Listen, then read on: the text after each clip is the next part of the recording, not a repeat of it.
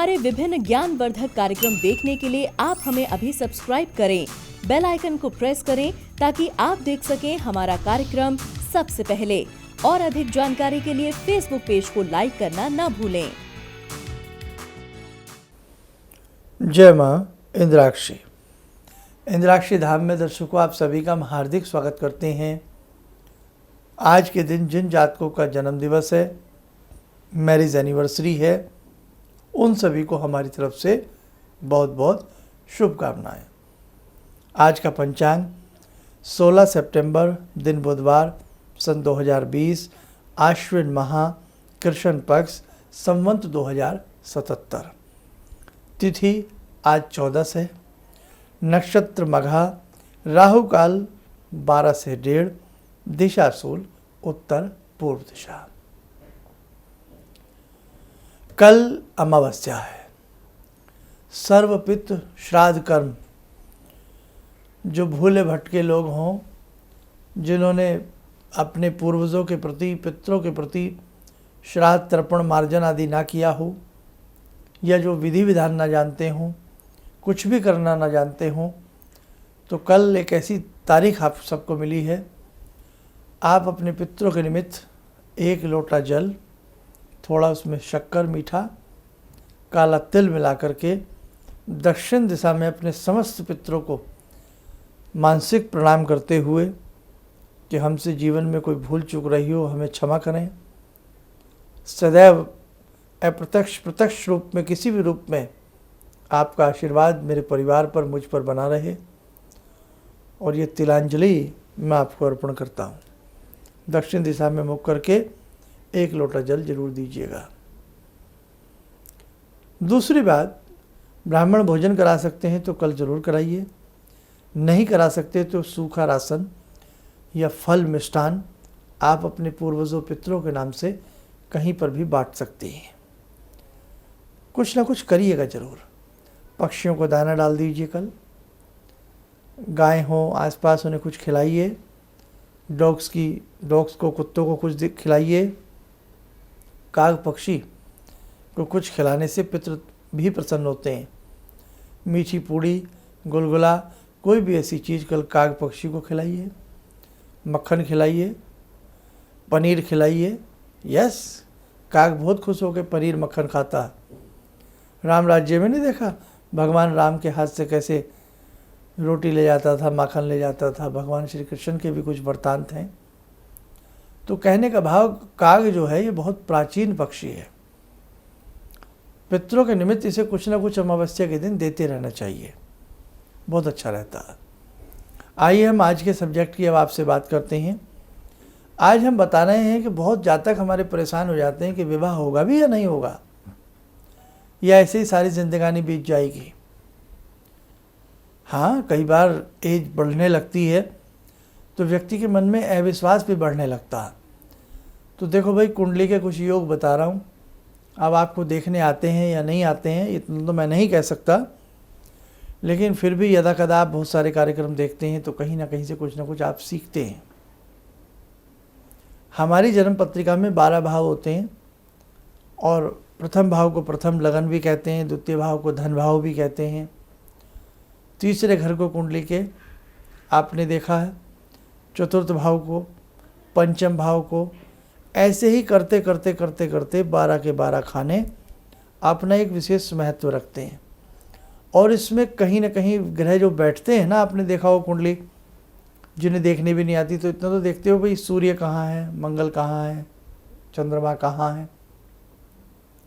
अलग अलग स्थानों पर ये ग्रह अपनी पोजीशन लेते हैं, और ग्रहों की ये पोजीशन ही हमारे जीवन की पोजीशन को शुभ अशुभ बनाती है।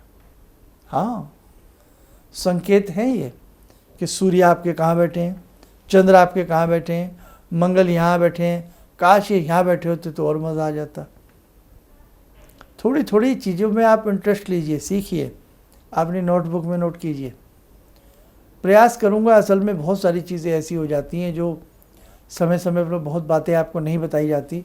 अब जैसे राहु का परिवर्तन आ रहा है 23 तारीख को, बहुत लोगों की डिमांड आ रही है कि राहु के परिवर्तन पर, क्योंकि 18 महीने के लिए राहु बदल रहे हैं, राहु सदैव, राहु केतु ऐसे ग्रह हैं, सारे ग्रह सीधी चाल से चलते हैं, समय समय पर कभी कभी वो वक्री होते रहते हैं, लेकिन राहु और केतु सदैव वक्र गति से ही चलते हैं, उल्टी गति से ये ग्रह चलते हैं।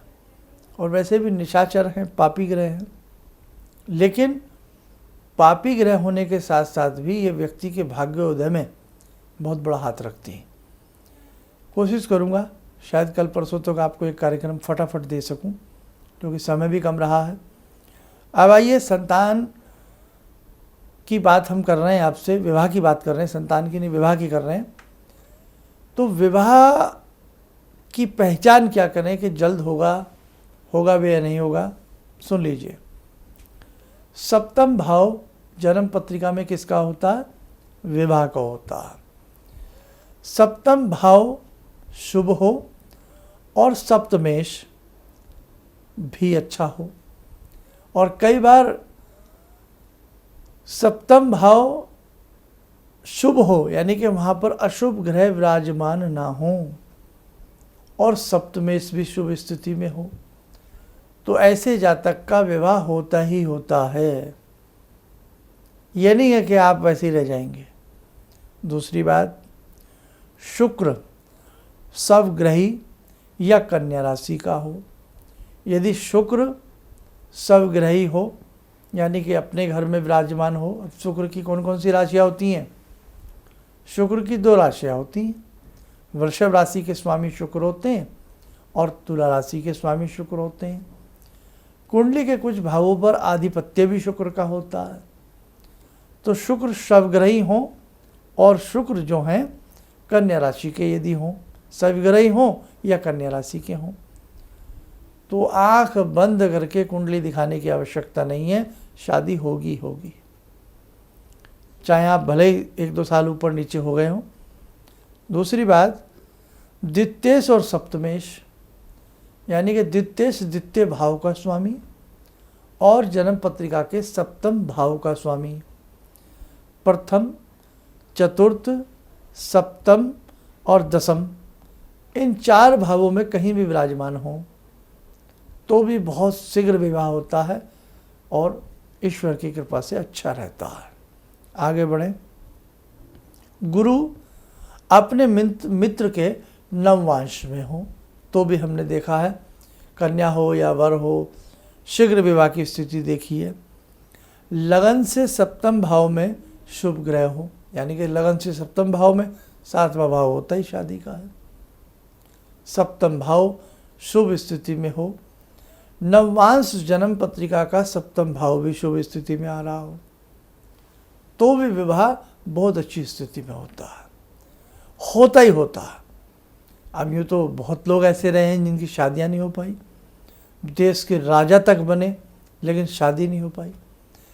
तो राजा और रंग का सवाल नहीं है, ये सवाल है भाग्य में विवाह सुख है या भाग्य में विवाह सुख नहीं है। आपकी हथेली, ये लिटिल फिंगर के नीचे मैरिज लाइन होती है। अब बहुत लोग कहते हैं 4 मैरिज लाइन है तो 4 शादी, नहीं, ऐसा नहीं होता, बड़ा हिसाब लगाया जाता है। आपकी हथेली में मैरिज लाइन शुभता में हो, शुभता में ना हो। मैरिज लाइन के ऊपर कोई चकोण, द्विकोण या कोई भी ऐसी आकृति ना बनी हो, तलवार जैसी कोई नुकीली रेखा उसे ना काट रही हो, और हृदय रेखा के नज़दीकी में हो वो रेखा, तो भी मैंने देखा है शीघ्र विवाह होता है।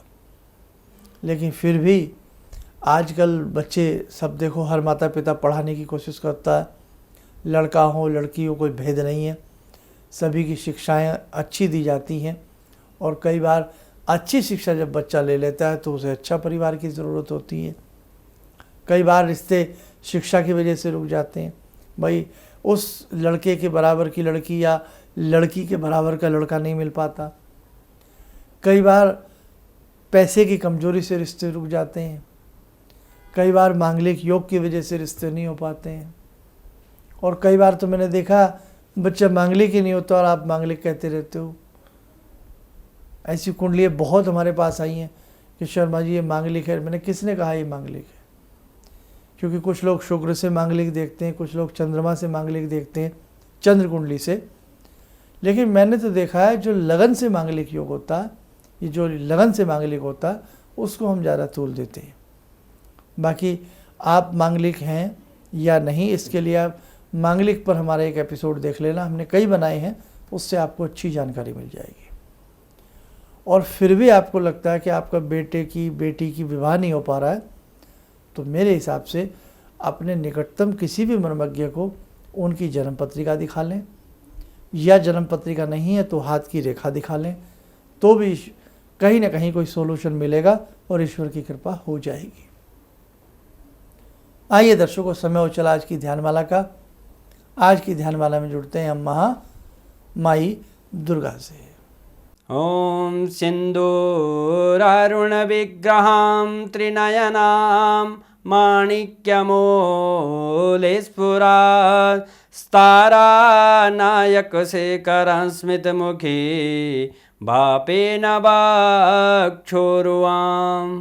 पाणिभ्यामलपूर्णरत्नचषकां रत्नोत्परां बिभ्रति सौम्यां रत्नगटस्थरक्तचरणां ध्यायेत्परां अम्बिकां खड्गं चक्रगदेषु चापपरिगान् शूलम्बुसुण्डिं शिरा शङ्खं संदधतीं करे स्त्रीनयनां सर्वाङ्गभूषावृतां नीलास्मद्युतिमास्य पाददशकां सेवे महाकालिकां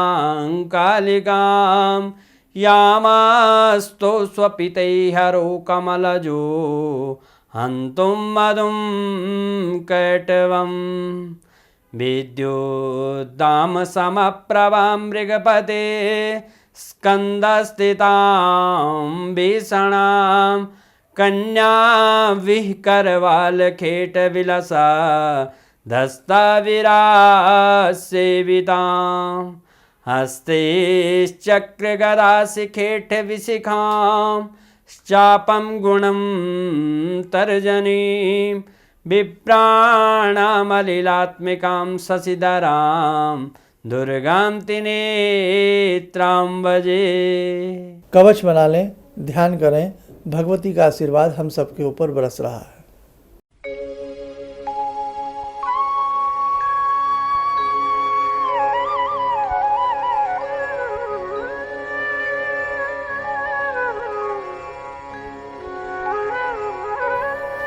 ओम बोलते हुए नेत्र खोलें, सामान्य हो जाए। देखो दर्शकों, संसार में अगर कोई सवाल है ना तो उसका जवाब भी है, समस्या है तो उसका सॉल्यूशन भी है, निदान भी है। बस ज़रूरत है प्रॉपर वक्त पर वो चीज़ हो जाए तो लाभ मिलता है। अब बहुत लोग कहेंगे जो भाग्य में लिखा है टस से मस नहीं होता, मान लिया, लेकिन श्रीमद् भागवत गीता में भगवान कृष्ण ने कहा है कि कर्म करिए, कर्म करिए।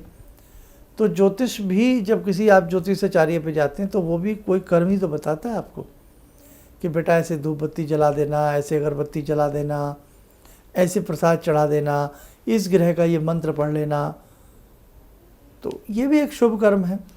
तो आपको कोई ना कोई कर्म ही बताता। तो यदि आपके बच्चों के साथ ये पीड़ा है तो मैं तो यही राय दूंगा किसी वैदिक एस्ट्रोलॉजर से मिलें और उनसे अपनी समस्या का निदान पूछें, और जो वो आपको उपाय दें, चाहे मंत्र दें, दान की बात कहें, तो वो आपको अच्छे से सुन करके करना है, तो आपका कार्य सिद्ध हो जाएगा। इन्हीं शब्दों के साथ दर्शकों हम अपनी वाणी को विराम देते हैं। जय माँ इंद्राक्षी। मेरी बहुत दिन से दिली इच्छा थी कि आप जैसे कोई मुझे धर्मात्मा पर महापुरुष मिलें और मैं वहाँ जाके जुड़ के और देश समाज से के लिए कुछ कर पाऊँ। कई चीज़ें हैं समाज में, समाज सेवा में भी मन में वो शांति नहीं मिली, जैसे आप समझ सकते हैं कि बहुत सारी गड़बड़ियाँ भी रहती हैं। आज का अनुभव यही है कि मुझे आस लगता है कहीं सही रास्ता मिल गया है, सही मंजिल मिल गई है। जो मैं करना चाहती थी शायद अब मैं कर पाऊँगी। किसी भी समस्या के समाधान के लिए मिले प्रसिद्ध हस्तरेखा एवं वास्तु विशेषज्ञ प्रोफेसर धर्मेंद्र शर्मा जी से। नोट: शिविर में भाग लेने हेतु एवं व्यक्तिगत रूप से मिलने के लिए कॉल करने का समय सुबह 10 बजे से शाम 6 बजे तक। हमारे विभिन्न ज्ञानवर्धक कार्यक्रम देखने के लिए आप हमें अभी सब्सक्राइब करें, बेल आइकन को प्रेस करें ताकि आप देख सकें हमारा कार्यक्रम सबसे पहले। और अधिक जानकारी के लिए फेसबुक पेज को लाइक करना न भूलें।